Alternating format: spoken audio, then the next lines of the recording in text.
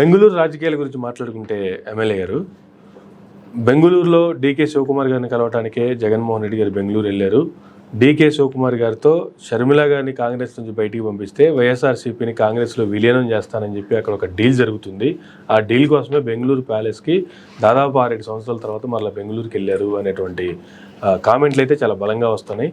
దీన్ని టీడీపీ చాలా బలంగా ప్రజల్లోకి తీసుకెళ్తుంది. టీడీపీ ప్రజల్లోకి తీసుకెళ్లేది ఏం లేదు. ఇది ఖచ్చితంగా అబద్ధం అని ప్రజలందరికీ తెలుసు.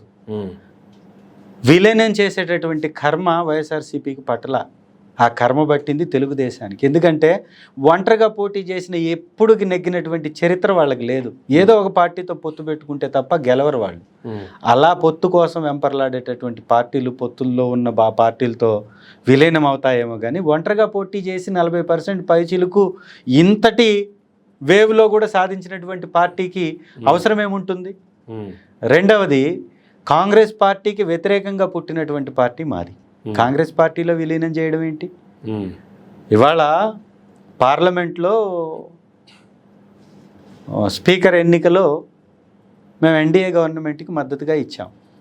మరి తెలుగుదేశం ఆరోపిస్తున్నట్టుగా లేదా వారి యొక్క అనుకూల పత్రికలో, మీడియా వ్యవస్థలో వారు ప్రసారం చేస్తున్నట్టుగా మేమేం కాంగ్రెస్కి మద్దతు ఇవ్వలేదే.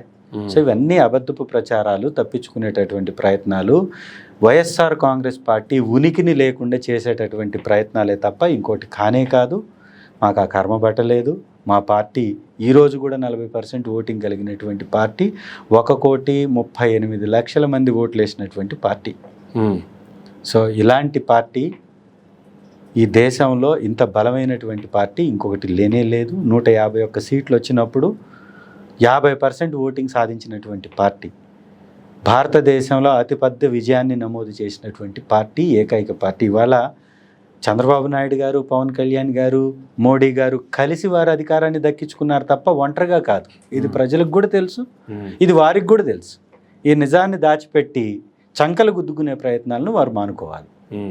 కానీ బెంగళూరు వెళ్ళిన రోజు రాత్రే డీకే శివకుమార్ గారు బెంగళూరు ప్యాలెస్కి వచ్చారు. ప్యాలెస్లో దాదాపుగా గంట సేపు మంత్రాలు జరిగాయి. ఆ మంత్రాల యొక్క అంతరం ఇదే అనేటువంటిది అక్కడి నుంచి వస్తున్నటువంటి వార్తలు. ఇవన్నీ అబద్ధపు తప్పుడు ప్రచారాలు తప్ప వీటిలో వాస్తవాలు లేవు. డీకే శివకుమార్ గారు కూడా కలవలేదు? ఖచ్చితంగా లేదు. ఓకే. సో అసలు బెంగళూరు పర్యటన ఎందుకు పెట్టుకున్నారు అసలు అలాంటప్పుడు? బెంగళూరులో కూడా నివాసం ఉంది జగన్ గారికి. అనేక ఒత్తిళ్లలో, అనేక రకాలైనటువంటి ఈ ప్రెషర్స్లో వారికి కొంత బెంగళూరు వేదికగా కొంత విశ్రాంతి తీసుకోవాలనుకున్నారేమో, నాకు కరెక్ట్గా తెలియదు. మరి దాన్ని కూడా రాజకీయం చేయడం అనేది మాత్రం అది మంచి పద్ధతి కాదు.